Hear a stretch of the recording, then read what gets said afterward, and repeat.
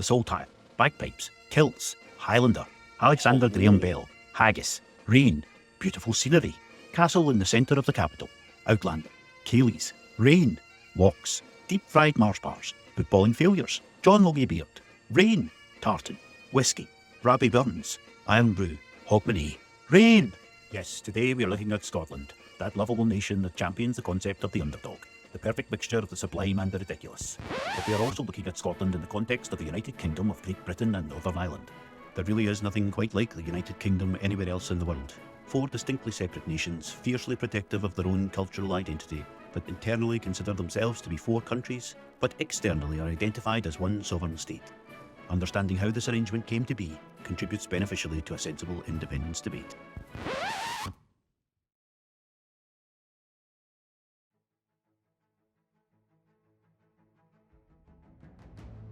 That is because people are more commonly aware of the confrontational history of Scotland and England presented in movies such as Braveheart, which tells the story of William Wallace's struggle to preserve Scotland's independence against the aggression of King Edward. It is even common within Scotland itself, with this historical event playing a central role in the national anthem, Flower of Scotland. Despite the colonial imagery that these events present to the mind, which is at the forefront of the rhetoric of some within the independence movement, Scotland cannot be classed as a colony in the traditional sense.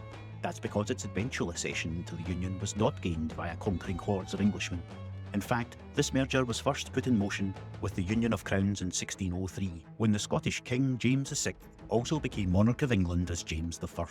And although the monarchical rule of the Stuarts was interrupted by the overthrow of Charles I, and Oliver Cromwell's establishment of the Commonwealth in his role as Lord Protector of England, when Richard Cromwell succeeded him, Charles II saw this as his opportunity and restored the monarchy in 1660. However, what is most important to understand was that throughout this 60-year period, the desire had always been to avoid the establishment of return to Catholic, absolutist, divinely inspired monarchical rule in England. After all, England was becoming accustomed to the rule of Parliament under a constitutional monarchy. Monarchical absolutism was again threatened with Charles II's conversion on his deathbed and the succession of the Catholic King James II of England, who was also James VII of Scotland in 1685. This prompted the Glorious Revolution of 1688 that saw the overthrow of the Catholic rule under James to be replaced by his Protestant daughter Mary II and her husband William III of Orange, who ironically had risen to prominence with the support of Pope Innocent XI.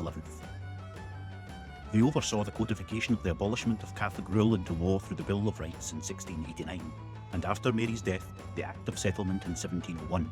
Her successor, Queen Anne, followed this up with the Act of Union in 1707, which saw Scotland and England unified into one kingdom with one parliament. As convoluted as this may seem when the Act of Union was passed, it was mainly welcomed among the Scottish Presbyterians, and for good reason. Firstly, the educational centres of Edinburgh and Glasgow were beginning to plant the seeds of the Scottish Enlightenment that would produce celebrated 18th century thinkers such as David Hume and Adam Smith. The restoration of the Catholic monarchy was seen as a threat to such a movement, as would be the case throughout Europe. Secondly, Scotland would benefit economically from the Union due to the disparity of wealth between the successful colonial power of England and the lesser power of Scotland.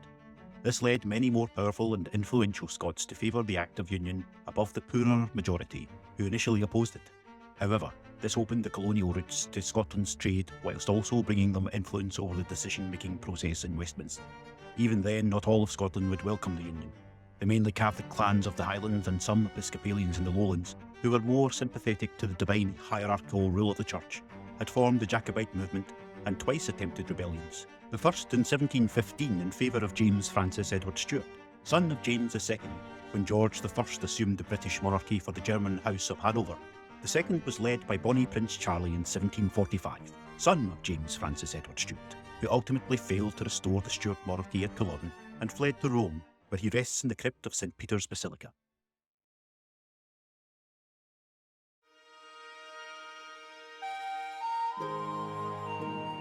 The evidence of the blend of Scotland's clan-based monarchical and Enlightenment history remains, and it is within this setting that modern nationalist and unionist politics currently do rhetorical battle. One significant addition to the political landscape is the Scottish Parliament, established in 1999. This brought devolved powers from Westminster to Edinburgh for the first time in almost 300 years. The Scottish Parliament is based at the foot of the Royal Mile. Across the road is Holyrood Palace, which was formerly home to the Stuarts. With Edinburgh Castle at the top of the mile, the symbolic link to Scotland's independent monarchical past cannot be missed. Fortunately, we can look to the much more recent past to understand the complexities of contemporary political landscape. The independence referendum of 2014. September 18, 2014 was the last time that Scotland held a referendum on this issue. 55.3% voted no. Scotland should not be an independent country, against 44.7% that voted yes. Scotland should be an independent country. Only 4 regions, including Glasgow and Dundee, saw a majority favour independence. There's a fairly common belief in Scotland that the principles surrounding how social policy is formed are fundamentally different to England. For a start, England has been a traditionally conservative and unionist right-of-centre country, whereas Scotland was traditionally Labour left-of-centre, before turning toward the SNP when New Labour was seen to be becoming more aligned with conservative ideals in the 1990s. And there is evidence of disparity between Scotland and England in the social policies introduced by the SNP on devolved matters. Scotland has a higher rate of income tax, for example. The Scottish Government has retained greater control over its healthcare system, and prescription medication is free at the point of demand, whilst England has opted for a greater reliance on private healthcare providers. Scotland's water has also remained nationalised, whilst England opted for privatisation. These factors all play a significant role in the mindset of the Scottish voter. However, there are several key policies that shaped the debate in 2014 and will likely continue to do so for the foreseeable future.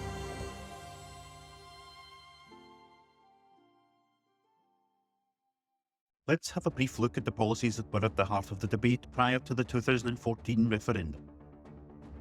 Oil revenues were a big part of the debate in 2014. This no longer seems to hold the significance it had 10 years ago, due to the uncertainty surrounding oil prices and the greater determination to reduce world reliance on fossil fuel in order to achieve net zero targets. However, Scotland is seen as benefiting from a landscape and climate conditions that lend themselves naturally to the production of renewable energy. Its potential for energy generation through onshore and offshore wind farms, its mountainous rugged terrain that lends itself to hydroelectric power, and its extensive coastline allowing for marine energy production have played a significant role in ensuring that Scotland is well on its way to providing 100% of its energy needs from renewables. Membership of the European Union was high in the list of priorities for independent Scotland. In 2014, the case for the Union was highly reliant on the argument that Scotland would lose access to the EU and be forced to reapply for membership. Today, the reality is very different. The United Kingdom voluntarily withdrew its membership of the European Union in 2020, 4 years after the Brexit referendum. This was despite 62% of Scottish voters voting to remain in the EU. Arguably, the weakest point of the Yes campaign's proposals in 2014 arose around the question of which currency an independent Scotland would use. The weakness did not arise because there are no solutions to this conundrum. It was that this was the most serious of issues that seemed to have received little in the way of planning prior to the referendum campaign being launched. With the proposed currency union being rejected by the UK government, voters were being asked to take a leap of faith that the correct path would be chosen after the vote was won. The main question for Scottish nationalists today centres around whether there has been enough of a change in the landscape of UK politics over the last 10 years to justify another referendum. Given that membership of the European Union was a major issue in the 2014 independence vote, and there has been a substantial change in the nature of the United Kingdom's relationship with the EU after the Brexit referendum in 2016, it is difficult to argue that the political landscape is anything other than substantially different.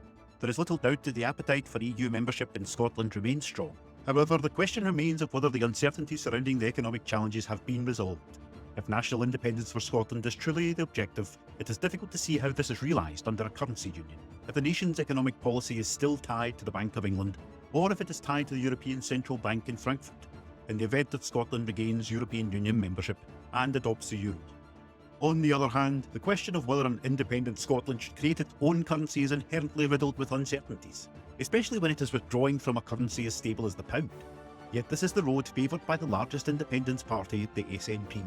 It is their proposal that after a period of retaining the British pound that allows for the establishment of a central bank and the stabilisation of a Scottish pound, the new Scottish currency would become effective. Unfortunately, the finer details such as how long this settling period would be remain unclear. And this leads nicely to the objective of this 10-minute take on Scottish independence. Indeed, whether the subject is Scotland, Catalonia, Quebec, or any other nation that considers independence, clarity surrounding the real benefits to be experienced by the people of that nation is essential. As much as the nationalist cry of freedom raises the passions and instills a sense of pride in the hearts of the voter, nationalism is good for little more. That's our 10 minutes up for today. It would be great to gain your support, so don't forget to like and subscribe, and ring the bell to be kept up to speed with our regular updates. This has been In 10 Minutes. Stay safe until next time.